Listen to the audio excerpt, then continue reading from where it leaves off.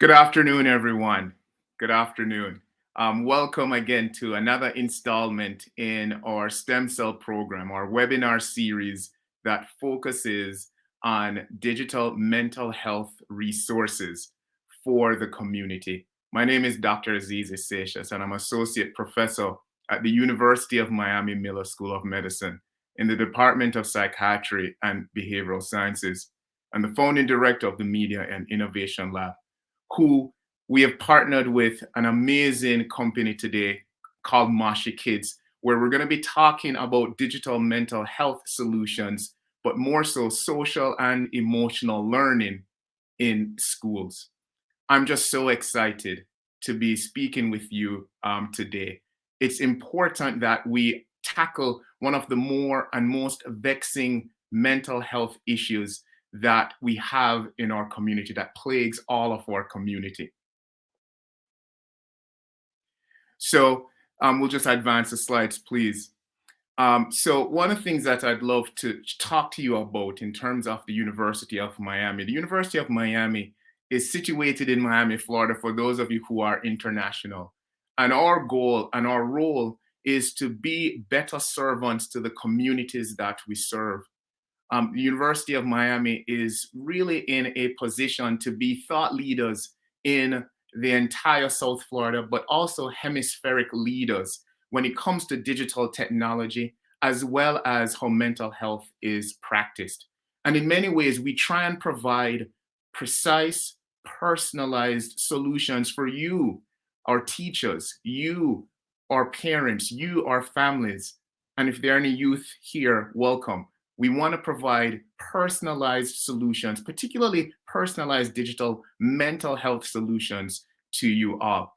And so I'll just ask to advance a slide, but one of the things that we're trying to do is that in the mill that I am the director, what we're trying to do is to reimagine academic medicine across 5 critical areas. We want to reimagine how we train the next generation of clinicians and the next generation of scientists through our work improving innovation as a core pillar of medical education in our education vertical. We want to transform care. We want to improve how we go about understanding the causes of diseases and what treatments actually work through our research vertical.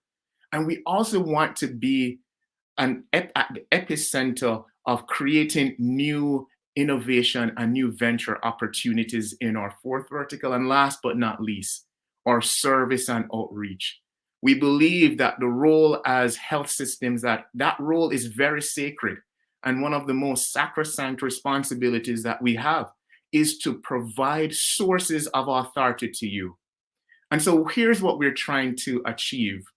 That what we've realized that throughout the entire COVID pandemic, that we've realized that as healthcare professionals and as researchers, that we needed to do a better job providing the best, most trusted information and sources to you, which is why we created this digital mental health solutions, because our worlds have been turned upside down because of COVID, and so many of our youth, so many of our little kiddos have been suffering from emotional issues as well as mental health issues. But you are parents, you are teachers, you are being pulled in so many directions, and you're probably not aware which solutions we should trust. How do we use these types of solutions? And so the mission of this webinar series is quite simple. We want to bring the best. We want to bring the best solutions to you. We're not selling anything at all. And we want you to decide how you can incorporate or implement these solutions in your everyday practice. And so, next slide, I am very pleased to bring to you how we want to serve. And I'm pleased to introduce you to, next slide, please, my phenomenal colleagues, Allison, Henry, and Ed Barton, where we're going to be talking about social and emotional learning and technology in the classroom. It should be noted as a disclosure that I serve on the board for Mashi. However, nothing that is going to be presented today conflicts with my role as a scientist, as well as my role on Mashi.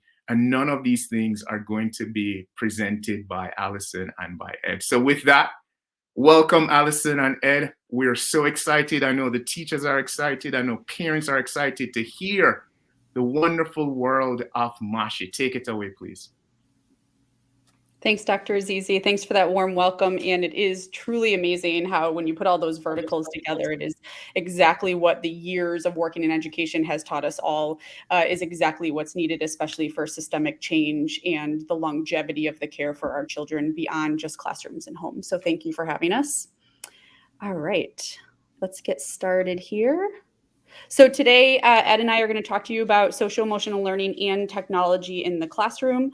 So for those of you who are joining us today who are non-educators or maybe not as familiar with the status of SEL right now in the education system, social emotional learning is the topmost priority in the education system right now. Also, the use of technology, access to technology, and implementation of technology in sustainable and equitable ways. So Ed and I are so excited to talk to you about how we have at Moshi, we think, successfully merged these two fields and then the work that we're doing moving forward. So let's start with some quick introductions. Ed and I, we are two of the best people at Moshi, but the reason we're here is that our combined experience over 20 years working in education, working in technology, working in the field of social emotional learning allows us to support educators, counselors, leaders, researchers, other providers with how to best build buy-in for SEL, bring SEL to your schools and in your classrooms, and also leverage technology as a resource to help children. So just my bio is up here, so I'll just give you a brief summary of who I am and why I'm drawn to this work at Moshi. I've been an educator and counselor for over 20 years.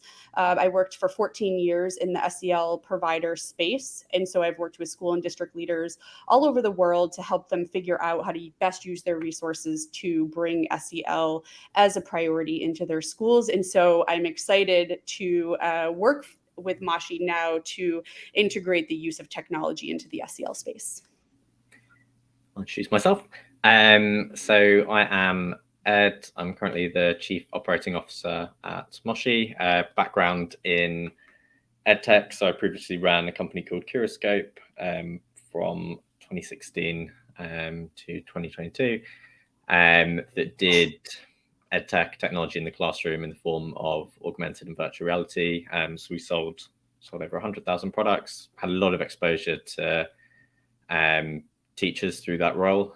I think, like, very honestly, like some of my favorite conferences have been ISTE. I just came back from ASU GSV.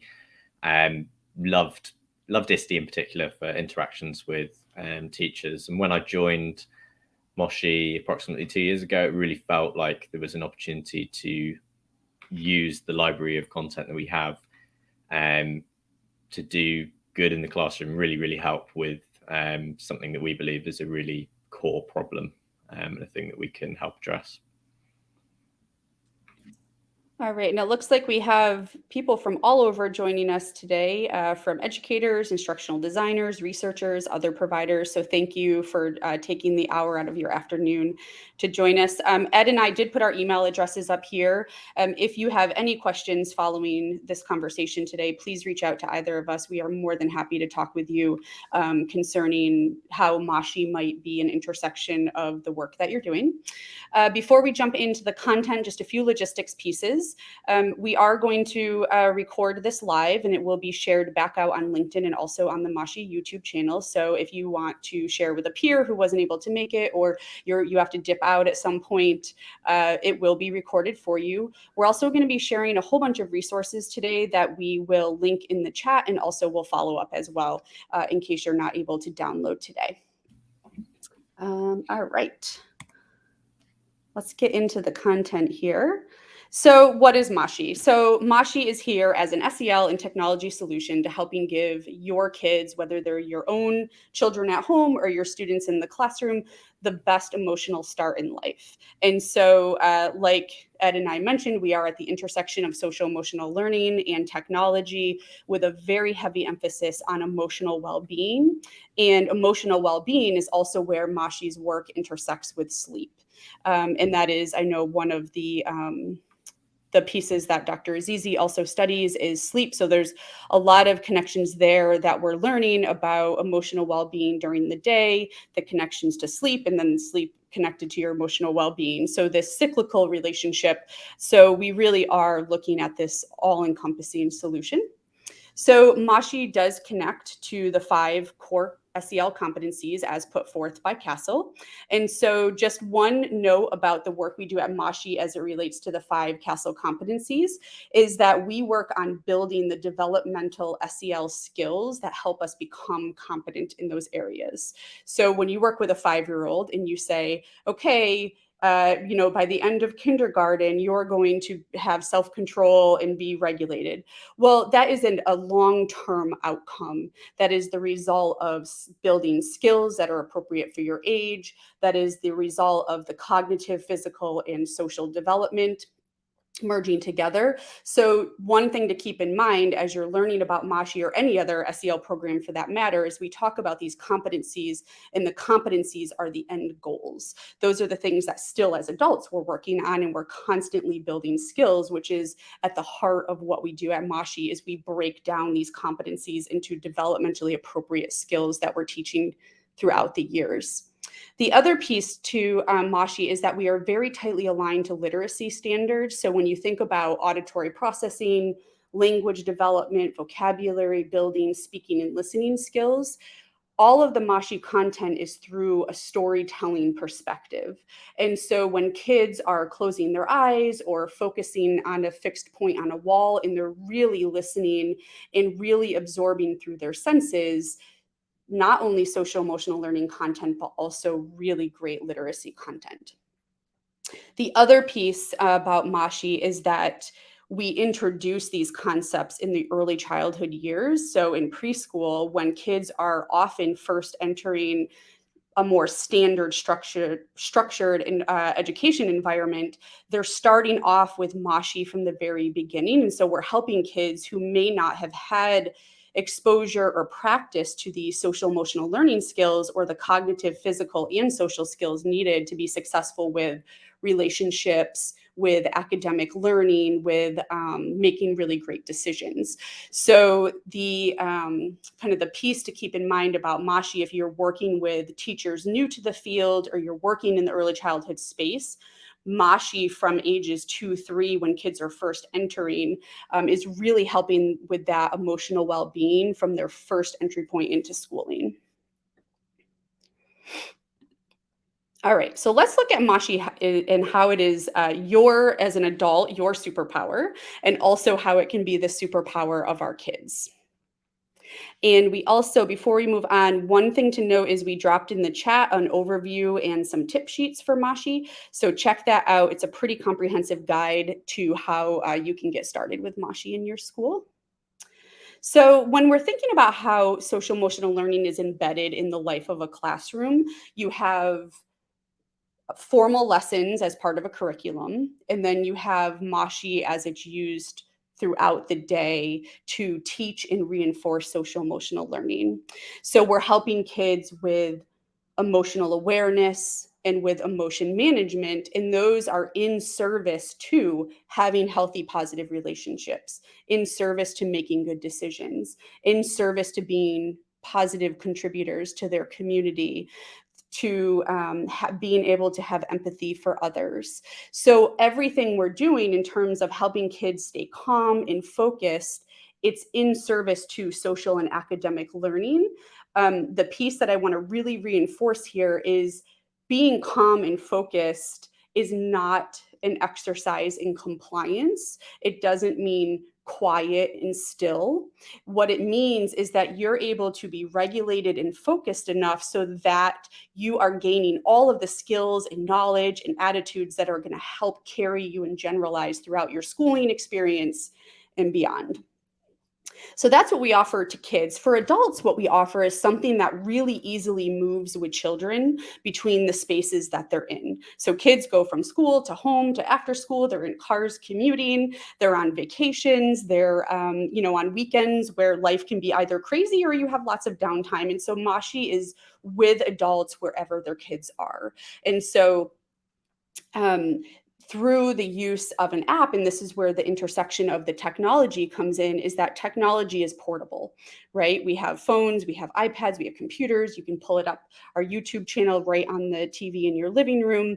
And you know that you're giving, no matter where you are, you're giving your child access to really safe, really engaging, and really educational content.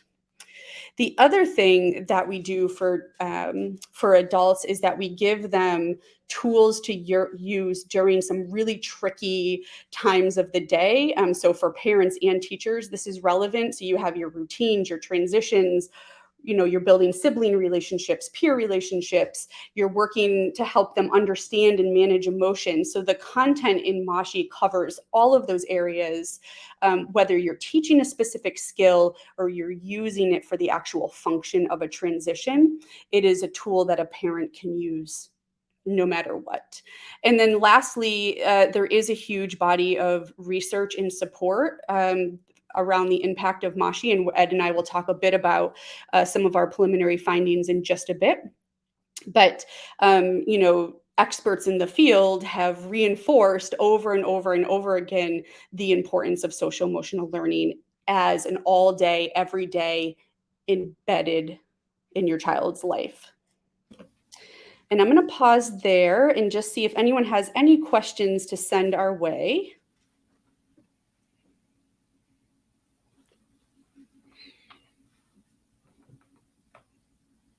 Connections. Okay, so let's see. We have someone with interested in learning more about the connections between social emotional learning, attendance, behavior, and course performance. So really great point there. That is probably on the top of mind of almost every single educational leader that I've ever spoken to, right? So right now, I would say where we are in our body of research is collecting anecdotal evidence. So if you have a smooth start to the school day, kids, there's a really clear protocol and routine for transitioning from home to school. It feels safe. It feels grounded.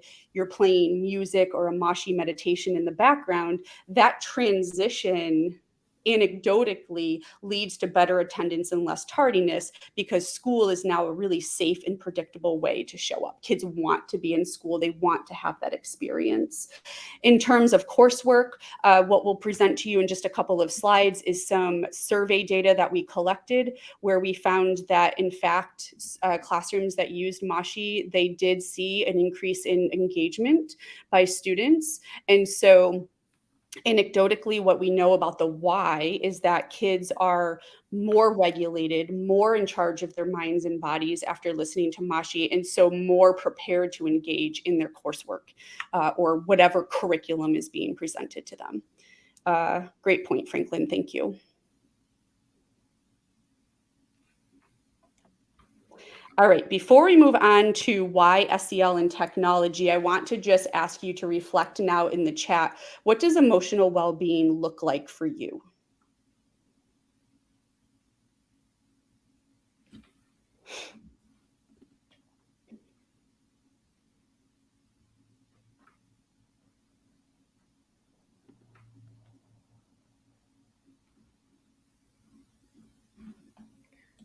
What does it look like for you, Allison? What does it look like for me? So emotional well-being, what it looks like for me is taking the space to, probably as you've heard from me, to drink my coffee and read my book in a room that is silent as the mom of 3 children. I will tell you that contrary to that, emotional well-being for my best friend, who's also a mom, is a half a marathon with a bunch of other people. So, really interesting that as adults, and also this is true for the kids in our lives, is that emotional well-being looks and sounds very different. What about you, Ed? What's emotional well-being look like for you? That's a good question.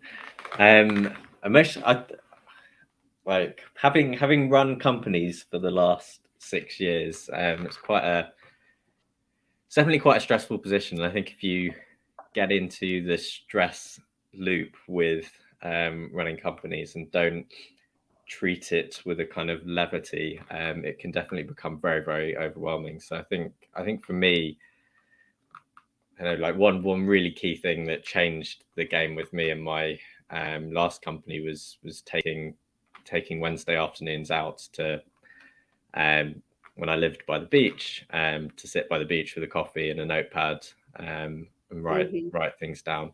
I think it's always been that for me. It's always been how can I find the space to step away, get closer to nature where possible. Definitely harder living in London now, but yeah, that's always been the hook for me. I love those. I wish I had fantastic definitions like Ed and Allison. But for me, social well-being in many ways, it has to do with the practice of, kind of taking care of oneself and knowing thyself. So, I won't get scientific at all, but for me, I have 2 kids as well. And, I shouldn't be admitting this, but of lately, my 4-year-old has discovered playing PlayStation. And that's kind of how we take care of our kind of emotional well-being, especially after a stressful day. But it doesn't have to do with the mitigation of something negative, meaning it doesn't have to be the removal of some bad emotion or feeling, but just how to manage highs and lows, good days, bad days. And so that's the only thing that, I would add to what you and Ed mentioned, Allison. So I think it's a great question. I'd love to hear from more people in the chat and comments, because, obviously we're not experts per se, but we want to know how people are practicing their emotional well-being as well. So I'll just leave it there. So for Gigi, it's getting exercise to let out stress.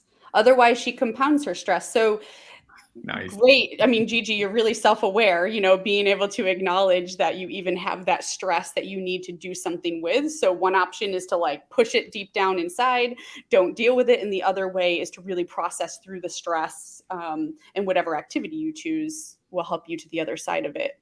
And that's what we're looking to help kids with here from a really young age, is to not have big feelings. We don't want them to not experience their emotions and their feelings. We want them to learn to acknowledge, like, okay, I'm feeling this way right now.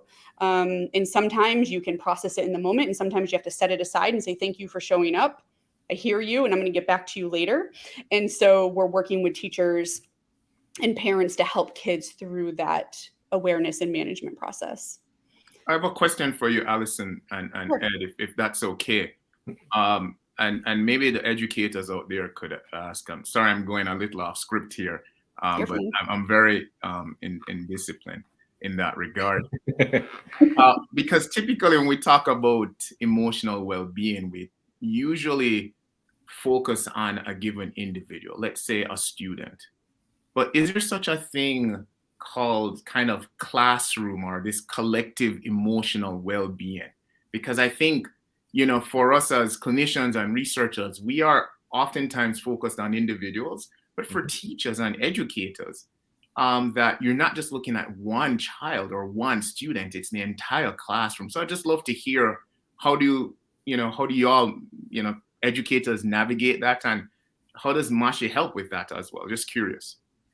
Yeah, really great question and point. So yes, in school, learning is social, right? Like it does not happen in isolation. Sure, individuals contribute, they have their own sense of agency over their work. So it is, when you're thinking about the importance of the teacher and student relationships and the importance of a positive culture where it's safe to take risks, it's safe to acknowledge that you're having a challenge. And then there's this co-constructed set of norms that guide everyone towards reaching their goals. So everyone might have individual goals, but collectively you have agreed on the norms and the rules on how you're going to best support each other to get there. And if you look at one of the Castle competencies is all around social awareness. And that brings to the forefront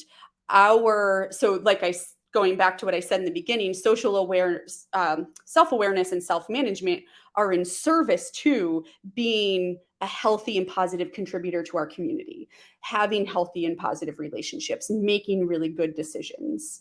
So that's why this focus on emotional well-being is so important at the individual level, because it's what helps us be a part of our community in these social situations. Amazing. Now this is phenomenal. And I'm seeing Jillian and others chime here, but I'll just ask a follow-up if that's okay. Mm-hmm.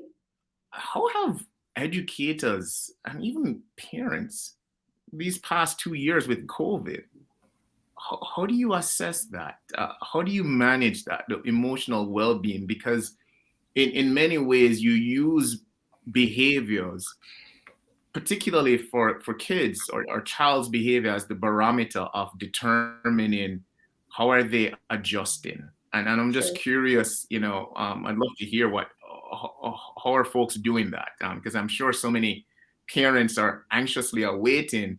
How do you do that? So I'd love to hear some thoughts, please.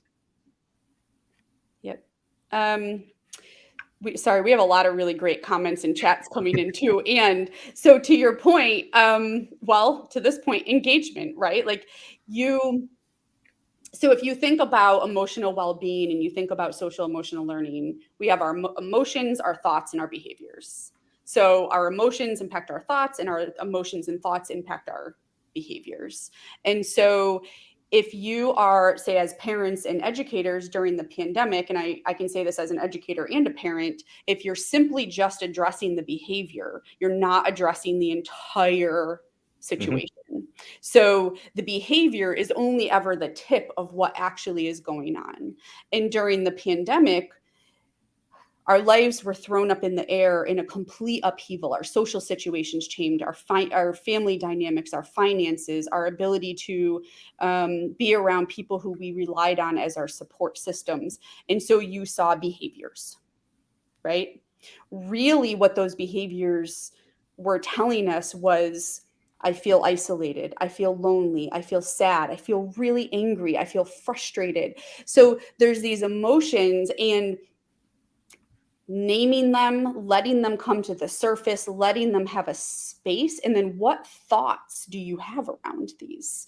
And really connecting emotions, thoughts, and behaviors, and really just exploring that whole continuum will help parents and teachers through these times, because this is likely not going to be the last time where our lives are disrupted, maybe not to this caliber or this extent, but life will be disrupted again. And there will be things that we have to deal with as parents and as teachers. So not just taking behaviors at face value, I think is the really important takeaway.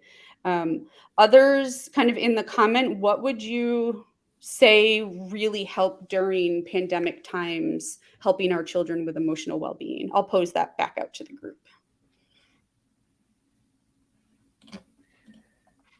While we wait for some more thoughts to come through, I'll add another perspective to that. I think as I come to this with a partner who's an educator, so I've definitely been exposed to how hard that has been for the last couple of years. And I think definitely like the way we're trying to think about social emotional learning is it's not really just a one specific thing. Like this is a whole service way of thinking that has to apply to the child when they're at home, when they're in the classroom, but also to the ecosystem that they exist within. It's very, very hard to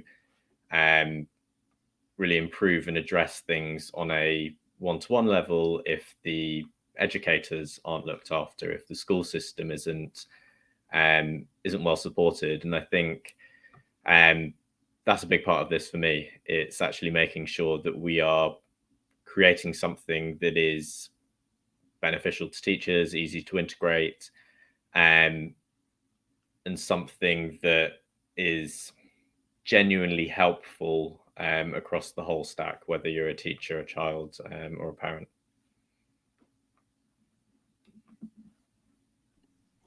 And I think you bring up a really great and important point there, Ed, which is the role of those of us who are supporting teachers, whether you are the partner of a teacher, you are leading teachers in schools, you are training them to become the next generation of teachers. Teaching is an emotional, it's all the whole job is rooted in emotion, right? It's all about the human interaction and experience and relationships. So being a support person and making sure that it's not just a superfluous self-care exercise, that truly we are applying the emotions, thoughts, and behaviors, making sure they're taken care of as adults, is as important as the work that we're doing with kids. Absolutely. Should we jump back into the presentation? We should. And then good segue, Ed. So why technology as the solution for bringing SEL to classrooms? Yeah, so I think we're, I guess, how do I look at this? We're beyond the point where there is really such thing as technology or edtech. I think we're really at the point where maybe some forms of technology. So, for example, my previous company being in the VR and AR space is not a fully integrated in the classroom thing, but certainly teachers have apps, we've got projectors, we've got laptops, we've got speakers, we've got the technology in most classrooms that can accommodate a product like Moshi. And for us, and I think for me in particular, previously running a company that was, I guess, like cutting edge frontier tech, I'm really excited about being involved in Moshi because it's such an easy product to integrate into the classroom at scale. And that for me is the interest here. I'm really trying to build a product that can be impactful at scale, that can get into every classroom. And I think with the way that you'll see us talking about our web player and how we're kind of building out an expanse of resources, we're really trying to make this a product that is super accessible, super low friction for teachers to use, and ultimately something that we think can travel with students wherever they may be. So I think one of the really exciting things about what we're trying to do is creating a product that sits with a child everywhere. It is no good to have something that is purely a product that they enjoy at home when half their week is spent in the classroom. And similarly, it is very important for a product that's used in the classroom to also be able to transition into the home. And so that's the really exciting thing for us here. It's about creating an app-based product that is super accessible and really one of a kind for teachers and kids. And we're going to look a bit at the some preliminary findings of our research that confirms it is truly one of a kind in terms of social emotional learning and technology. So we, before we jump into that, we did survey Moshi educators, and what we found is that 95% of the teachers said Moshi helps keep their classrooms calm, 87% improves engagement and participation, and that speaks back to Franklin's question about how SEL supports engagement in curriculum or academics. And then 93% surveyed said it improves their focus in the classroom. And so here is a bit about why. And just to go back, I don't mean to hammer home this point, but I will, is that this is not an exercise in compliance. We want calm, focused, and engaged classrooms so that kids can do their very best social and academic learning. So we conducted a systematic review of the field. We scoped hundreds of peer-reviewed articles and studies, and what turned up were these 4 key points that really are going to be the drivers for the work that we're doing with educators. So really, In terms of the pre-K through third grade space, the early childhood space, we are the only SEL app that is geared towards kids. So it is normed for that space. It's developmentally appropriate for our young population. There is no manual curriculum required. So Moshi does offer up lessons and activities. They are complementary to the content that's in the app. So this is where you'll find a lot of school counselors and social workers will do small group or push-in counseling sessions using the lessons, but it is not a requirement.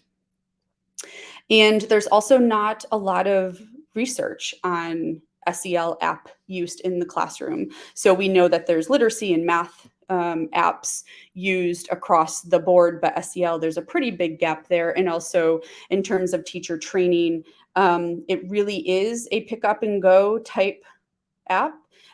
We do offer support for teachers so that they themselves can better understand social emotional learning, emotional well-being, regulation. And it is a nice to have, not a must have in order to use Moshi. So Ed, do you want to talk a little bit about how this will guide us from our business perspective? Yeah, so I think something that we've really tried to prioritize is, particularly with the schools product, is equity of access. It's really, really important for us to create a product that is not only accessible, but isn't something that you've got to pay for in the classroom. And this is an exciting way that I think a business like us can actually be present in the space in a way that makes sense from a commercial point of view, but actually is highly beneficial to teachers who are using the product and the children in the classroom. From our point of view, we have about 200,000 users in the app at the moment, and effectively we can subsidize the school side of the product through the consumer side of our business, and that's really exciting for us. It's beneficial to us because it's something that helps us get the name of Moshi out there, but it's also highly beneficial to anybody who is able to use the product. We were able to hit the scale and drive the product towards that scale in a way that other companies might not be able to. And in case you missed what Ed just slipped in, Moshi is free for all educators. There are no added anythings to it. You can subscribe and it is free. And we are really, really happy to be able to offer that to educators globally.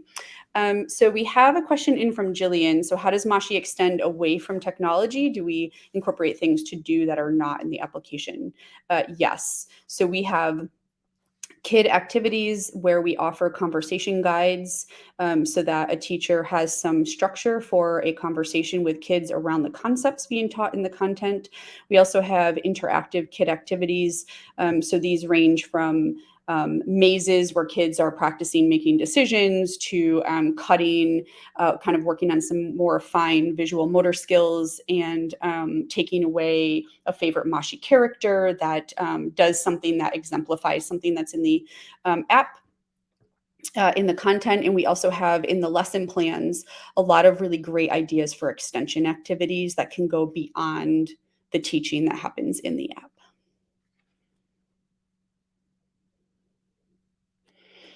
All right. So this is a good summary of what we offer in the product that is most used by teachers. So one thing to note is that we create all of the content in-house. We have an amazing creative team, and so we release new tracks weekly. So, teachers who are constantly looking to refresh what they put in front of kids, because kids will often request the same thing over and over, and which we know is really great. And we offer you up new tracks every week. Moments are about 5 to 15 minutes. And really within that 5 to 15 minutes, you are introducing your kids to an entire SEL lesson if you were to look at how a good quality lesson is constructed. The meditations are a little bit longer, and teachers will often use either the moments of the meditations during that midday break after kids come back from recess or lunch. And then the music and sounds, these are often used as a backdrop to learning time in the early years when kids are doing choice or center time.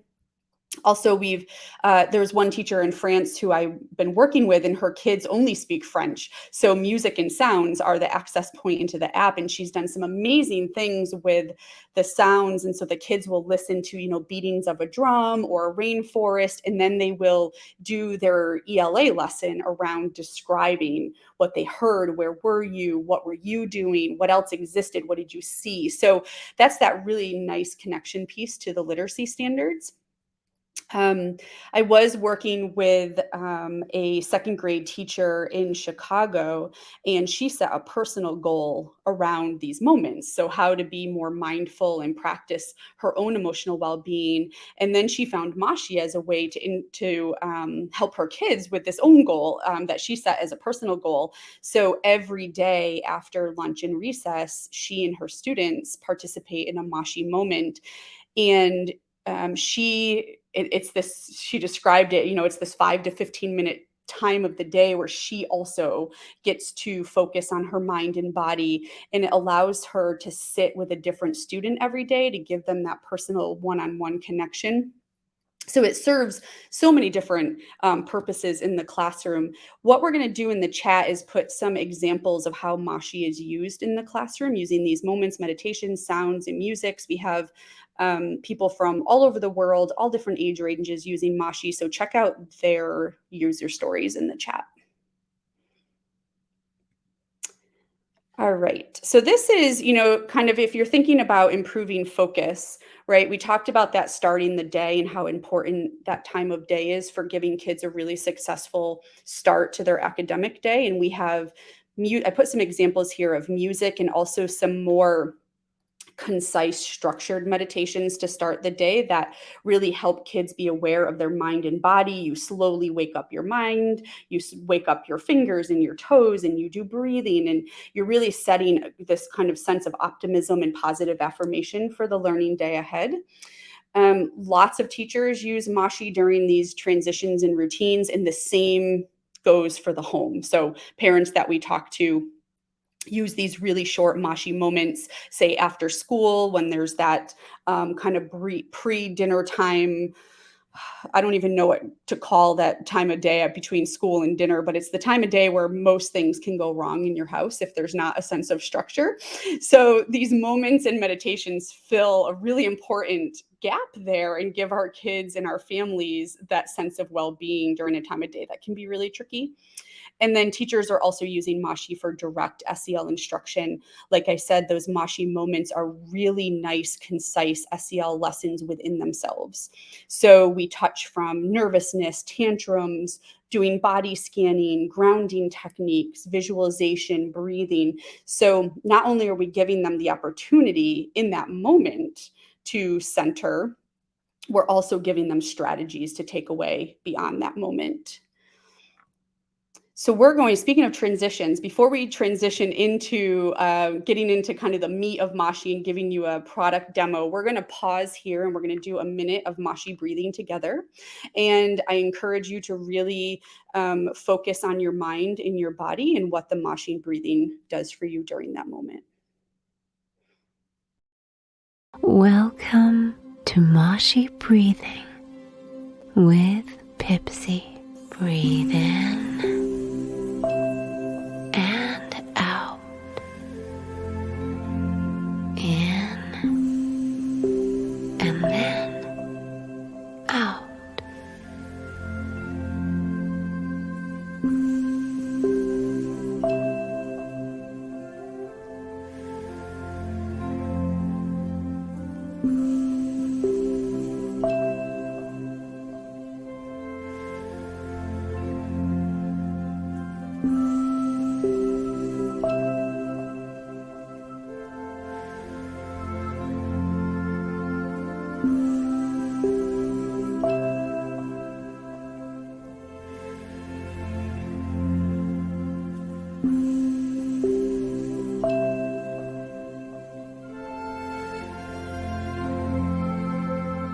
Well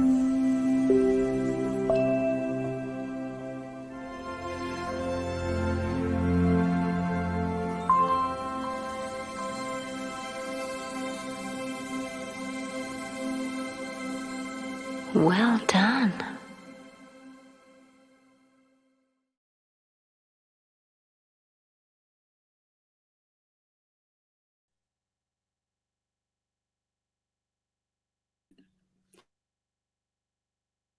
Relaxing there. We'd love to hear from you what that experience was like. So if you want to drop in the comment, if you feel safe to take that risk, tell us what that felt like for you and imagine what that moment would give you and your students in the context of a busy day in the classroom. So next we're going to move into a product demo where we're going to show you when you do subscribe for Moshi for Schools, this is the platform that we've created specifically for teachers.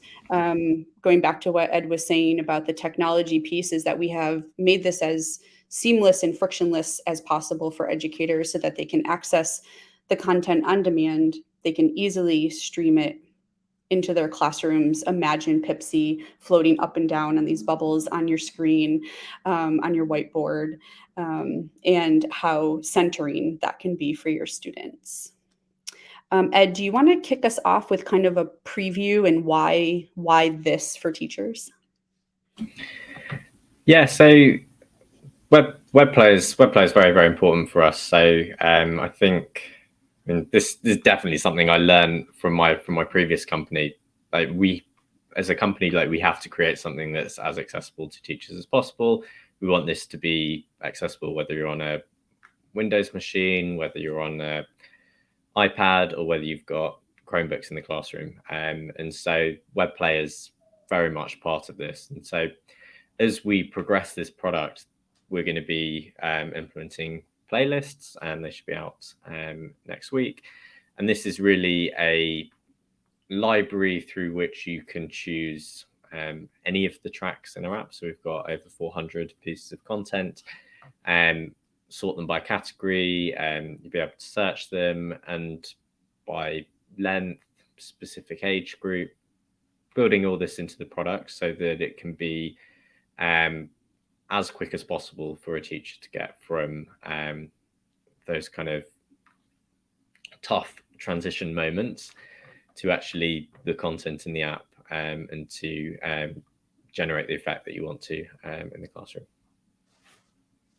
And so over here, you can sort by duration. So if you know that you only have a couple of minutes, these breathing tracks are really amazing because they're no longer than 2 minutes. And there is so much research and evidence base out there for the positive impact of deep breathing on the mind and the body. And so these are some of Moshi's most famous and beloved characters floating up and down on those beautiful bubbles.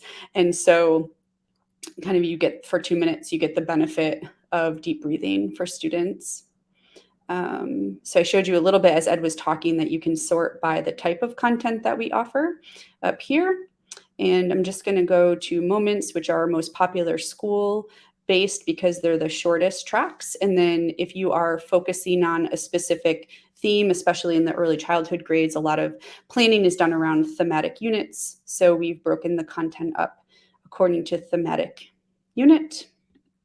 And then you can also sort by social emotional learning category. So if you have a specific focus that you're working on with your students, you don't have to do any of these in a sequence, but if you do want to sequence them more like thematic units, everything is broken down for you according to the SEL category. And then I just want to open up one so you can see what it looks like inside. So we give a really short snippet of what this track is about. You can favorite it so it pulls up on your list, really easy to find. And then down here, this is where that non-technology based extension exists, where you can easily link to a bundle of lessons that go with this topic that will help extend the learning for students.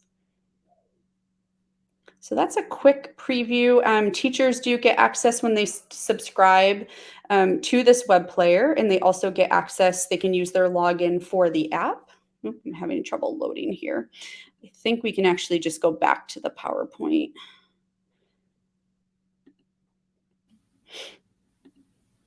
All right. So teachers can use the app as well. And what really interesting, I was talking to a instructional support assistant whose primary responsibility is kind of shepherding kids between the classroom and the special area teacher. And you might be waiting for a class to finish up phys ed, but you're early, so you're in the hallway. And she had her phone in her pocket with Moshi on it, and so she was able to play a really short Moshi moment for the kids while they were standing in the hallway, which is really great because we know these unstructured times of the day where kids are all standing next to each other, and it's like dominoes where one falls over and then the rest of the class goes down the hallway. So you really want to help kids with something to focus on. It's fun, it's engaging, it's entertaining, and kids absolutely love Moshi and the characters and the storytelling. So that's why, going back to kind of the intersection of SEL and technology, is we want to always be where kids are. All right, so the SEL categories, what we've done is we have underneath each SEL category, and we've expanded the definition of SEL category here at Moshi based on what teachers are looking for. So all of this is in alignment with the CASEL 5 SEL competencies, and we've expanded into kind of subcategories to help teachers with the reality of what they're actually looking for. And like we talked about in the beginning, competencies are made up of a set of skills. So this is really broken down at the skill level for teachers so that they can easily find what they're looking for. So we provide some resources around, if you go into empathy, these are the types of categories of content that you're going to see. So it's really easy to access kind of that just right content in that moment.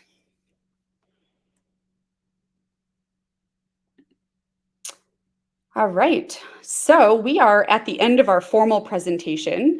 We would love if all of you would join us in investing in the emotional well-being of the next generation of children who are going to be us someday, and doing all of this great work in the world. So educators, again, if you're working with educators, your partner's an educator, you have a child in school and their teacher needs to know about this, it is completely free for teachers.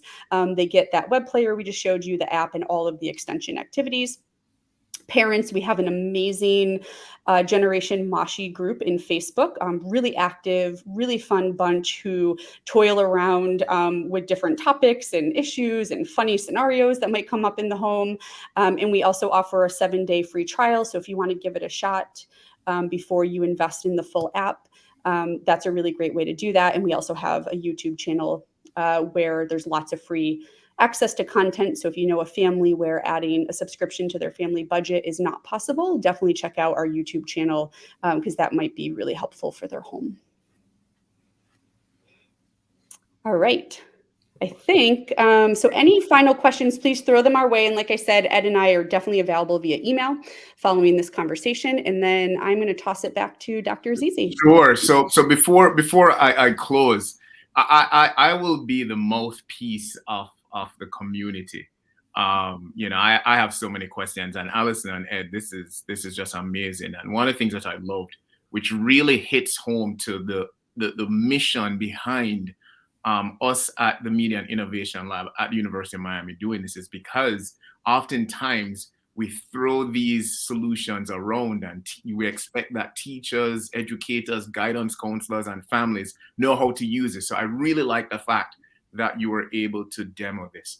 But I have a few questions. Can you address, what you're seeing in terms of access, in terms of which schools have access? Because, I want to be very mindful of the fact that, some of the more resourced schools and school districts will have the opportunity to have broadband and the like. And I'm just curious, how is it that, parents, teachers, guidance counselors, anyone in the ecosystem, who may want to benefit, utilize solutions like this? That's my first question. And I have a few follow-ups as well, too, because I can sense that the audience, they all have these types of questions.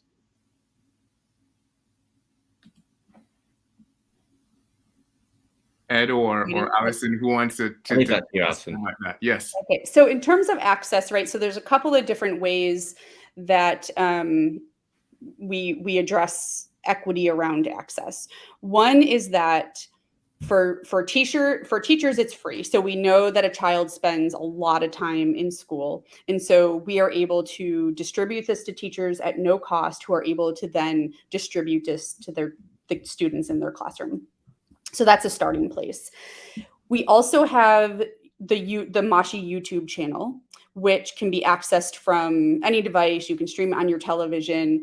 And that is constantly being updated with free content. So for families who need support with building healthy sleep habits, there are Moshi stories there. For this more daytime transitional content that we just addressed throughout the presentation, that's also on there, background music.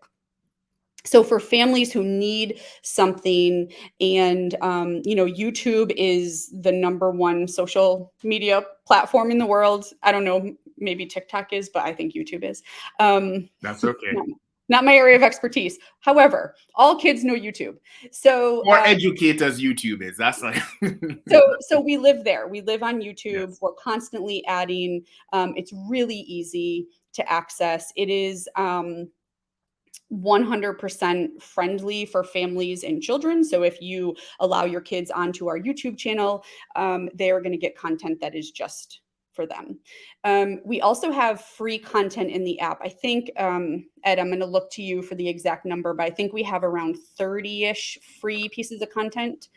It's about 40, and it'll probably increase as well. So I think I'm always actively looking to how we can do more here, and that's not us paying lip service to this. This is genuinely, like, we really do recognize that for this to be a product that is truly impactful, it has to be something that everybody can access. And so whether that's our YouTube, whether that's Spotify, whether that's resources that we create that are purely paper based, we're really trying to cover all bases there. Excellent. I have 2 questions, if you would allow me, and I know that we have a hard stop, but that's totally fine. I think the audience, I think, is feeding off of the energy of what you both presented.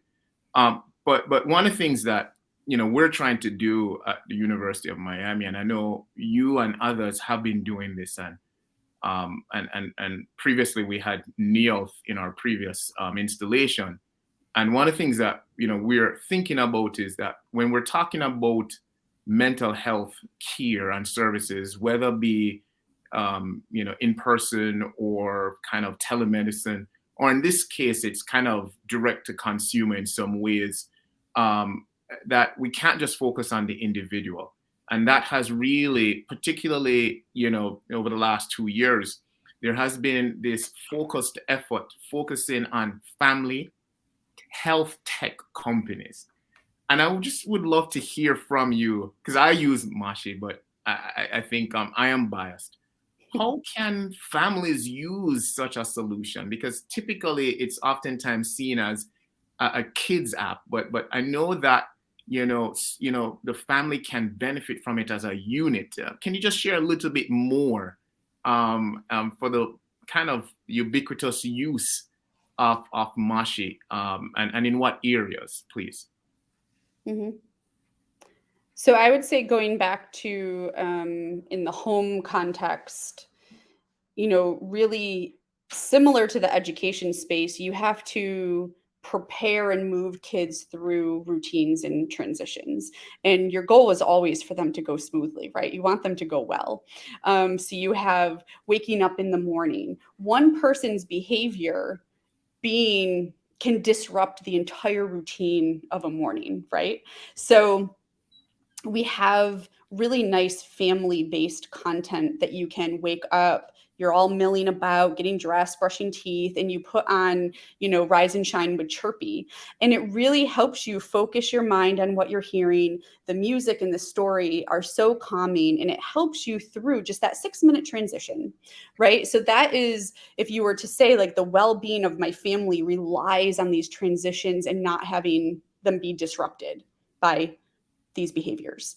And then you have the post school routines, and then you have the after dinner, like what are you doing while mom and dad do dishes, or whoever is doing the dishes. There's these pain point moments where family well-being can be compromised because there's no plan, right? So Moshi, in my mind, it's like it's kind of the mortar that fits around all the bricks, right? Like we are in between and above and below all of these foundational pieces that you need in place for your family or your classroom to be functioning. And so I would encourage families in terms of well-being, like think about the times of day that you just thinking about them make you anxious or stressed out because they're so hard, and you just want them to go well, and you want everyone to take care of each other and take care of themselves. That is what Mashi would love to do for your family. That's phenomenal. Ed, anything? I don't know. It's a tough act to follow, but it's Allison is always a tough act to follow. She is number one Moshi person without a doubt. I think how honestly how we look at it and how I'd like to see Moshi is it's simply a tool. It's not a burdensome thing. It's not about you have to sit down and meditate for however many minutes per day. It is simply something that is there in your pocket, on your device in the classroom, to help with those more challenging moments and to help ground children, whether they be in their classroom or at home. Phenomenal. Excellent. Excellent. I have one last question, and it's going to be a doozy. I hope you guys are ready for this. And I'm sure this is a sentiment that many folks in the audience, educators, guidance counselors, families, anyone who is interested in this. What makes Mashi unique? What makes Mashi unique? And again, this is not a pitch. You know, we're not selling any companies here. Just as I just want to reiterate the point. But if I'm a parent and I'm trying to decide,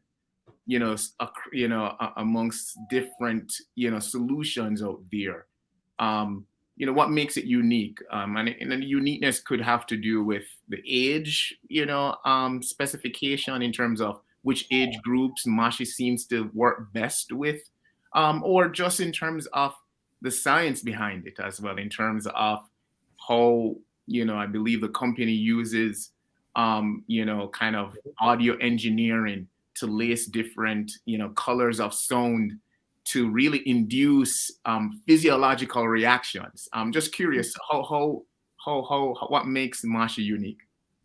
Yeah, I'll kind of cover this off from like a, I guess, business positioning perspective. I think for me, the thing that really makes Moshi unique is the content, is the characters, is the world this is built around. I think for me, it is very important that we are something that is fun for teachers to use and is engaging and entertaining for kids. This product simply does not work if it is not something that kids and teachers enjoy. Like, we really, really want to create a product that has content that parents want to listen to and that they really enjoy. We want to create that shared moment. And so everything in our app is created specifically for purpose. We aren't repurposing existing stories. We aren't finding specific brands and trying to force them into a subject that they're not necessarily applicable for. This is an entire universe, effectively, of content that is built purely to service this specific product, this specific problem, in a way that kids love. And I think that for me is always the most exciting part about this. If you do want to do any reading about Moshi's history, you might find that really interesting in this perspective, because we have a track record of being world class with the content that we create. And to Azizi's point, this content is all created specifically for purpose. When we're creating sleep products, it's designed so that it tracks with the resting heartbeat of a child, so that it tails off in a specific way. And when we're creating calming content for the classroom, like we're also looking at it in a bespoke, unique way for that purpose and for that point. Yeah. Anything you'd like to add, Allison? I'll say, as a mom, what I love, and Ed, you had this when you were talking about SEL and technology, is that it is truly kid safe. So if you put the Moshi app in front of your children, you can walk away and everything will be okay. There are no surprises. There's no content that's intended for adults. There's no advertising or in-app anything. It is safe because we built it for children, and it was never intended to be for anyone else besides the children who we serve. Amazing, thank you. My only thing is that if you all will not look down on a hypothetical father who uses it on a nightly basis, so even though it's built for kids, I hope you won't look down on someone like me who uses it, because when you played Pipsy, I not only felt centered, but I felt that the stress that I keep at the top of my chest was pushed down, and it dissipated. So just my own experience as well. So with that, Allison and Ed, I want to thank you so much for a fantastic presentation. And for those of you who have joined us, I want to share with you that each month we are going to be having our digital mental health series, and we just want to thank the Mashi folks for just another phenomenal presentation. And so next month we have another doozy. We're going to be talking to Dr. Jen Huberty from CALM, where she's going to be talking about digital solutions to address the state of mental health for individuals and families. And so more to come. You're going to hear from our group. So stay tuned. You will see it on Eventbrite soon. And so with that, I want to thank you all for joining us here at the U. And thank you so much again to all who participated. But most of all, we just want to talk to the educators, and we want to talk to the families as well, and parents, that we're here for you. We're here to support you. And please let us know how we can support you as you take on the most Herculean task of training, molding the next generation of fantastic kiddos and moshlings. So thank you all. Have a wonderful day, and see you next time at our next presentation. Thank you. Thank you very much.